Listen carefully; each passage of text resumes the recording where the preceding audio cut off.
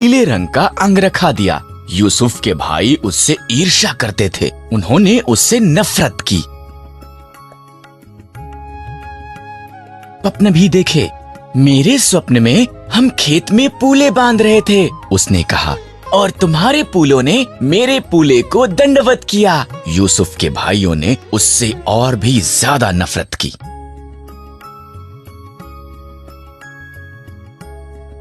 देखा, सूर्य, चंद्रमा और 11 तारे मुझे दंडवत कर रहे थे। उसके पिता और उसके भाई कुड़कुड़ाए, क्या तू ये कह रहा है?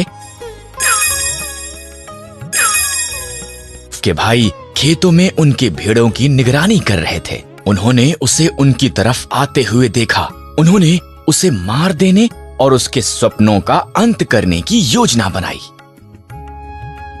इतना गलत होगा, रूबेन ने कहा, आओ हम उसे खाली गड्ढे में डाल देते हैं। इसलिए उन्होंने यूसुफ का विशेष अंगरखा फाड़ दिया और उसे गड्ढे में फेंक दिया। उनके मार्ग से गुजरे। आओ हम यूसुफ को इस्माइलियों के गुलाम के रूप में बेच देते हैं, यहूदा ने सुझाव दिया। इसलिए भाइयों ने यूसुफ को चांदी के 20 सिक्कों के लिए बेच दिया। फेंको बकरे के लहू में डुबोया और इसे याकूब को दिखाया। मेरा पुत्र मर गया है। वो रोया। इसी दौरान यूसुफ को मिस्र में ले जाया गया, लेकिन परमेश्वर ने यूसुफ को पोतीपर के पास बेच दिया, जो फिरौन का हाकिम था। परमेश्वर ने यूसुफ को आशीष दी और उसे सफल बनाया। पोतीपर ने यूसुफ को अपने पूरे घराने का अधिकारी बना दिया।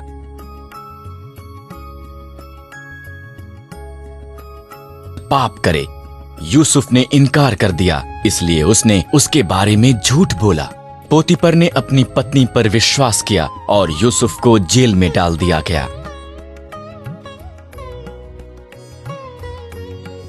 यूसुफ फिरौन के 2 हाकिमों से मिला। इन दोनों ने स्वप्न देखे और परमेश्वर ने यूसुफ को उनके अर्थ दिखाए। यूसुफ की व्याख्या सच्ची हुई। पिलाने हार को आजादी मिली, पर पकाने हार को फांसी दी गई। आज फिरौन ने व्याकुल कर देने वाले 2 स्वप्न देखे।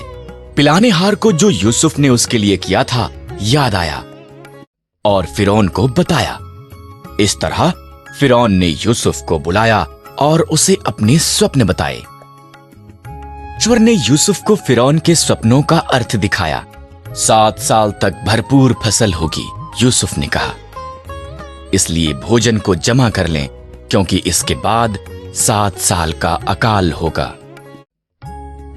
उसकी बुद्धि से प्रभावित हुआ, इसलिए उसने यूसुफ को सारा भोजन एकत्र करने का जिम्मा सौंपा। फिरौन को छोड़ मिस्र में कोई भी यूसुफ से ज्यादा शक्तिशाली नहीं था। मिस्र में भोजन खरीदने के लिए गए। उन्होंने यूसुफ को दंडवत किया, पर उसे पहचान नहीं पाए। जब उसने देखा कि वो बदल चुके थे, तब उसने उन्हें बताया कि वो कौन था। विचार किया, यूसुफ ने कहा, परंतु परमेश्वर ने उसे भलाई के लिए प्रयोग किया। हमारे पूरे परिवार को मिस्र में ले आओ, हमारे पास खाने के लिए भरपूर होगा।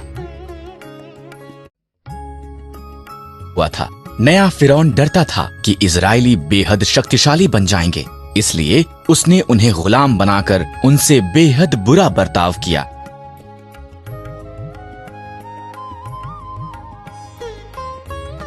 या कि सभी इजरायली लड़के मार दिए जाएं। एक स्त्री ने अपने लड़के को टोकरी में रखा और उसे नदी के किनारे छोड़ दिया। उसकी बहन उसे देखती रही। बेटी नदी के किनारे नहा रही थी। उसे बच्चा मिल गया और उसने उसे रखने का निर्णय लिया। उसकी बहन ने उसके पालन पोषण के लिए उसकी माता की सहायता की पेशकश की। फिरौन की बेटी ने उसका नाम मूसा रखा। हुआ, एक दिन उसने देखा कि एक मिस्री इजरायली को मार रहा है। मूसा ने मिस्री को मार दिया और मिद्यान को भाग गया और 40 साल तक एक चरवाहा होकर रहा।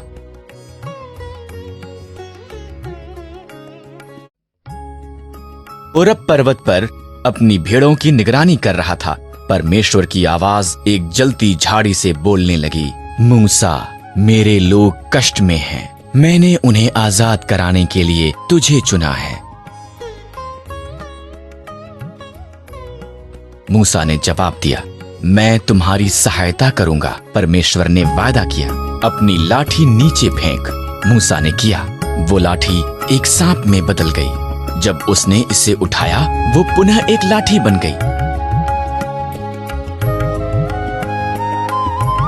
अब ले, परमेश्वर ने कहा। मूसा ने ऐसा ही किया। उसने देखा ये रोग से भर गया था। जब उसने दोबारा किया, वो चंगा हो गया था। ये जाकर फिरौन को दिखा। परमेश्वर ने कहा,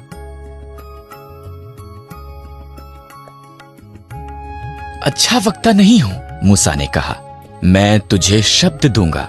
परमेश्वर ने कहा, तुम्हारा भाई हारून सहायता कर सकता है। इस तरह मूसा इजरायलियों को आजाद करने के लिए फिरौन को बताने के लिए गया।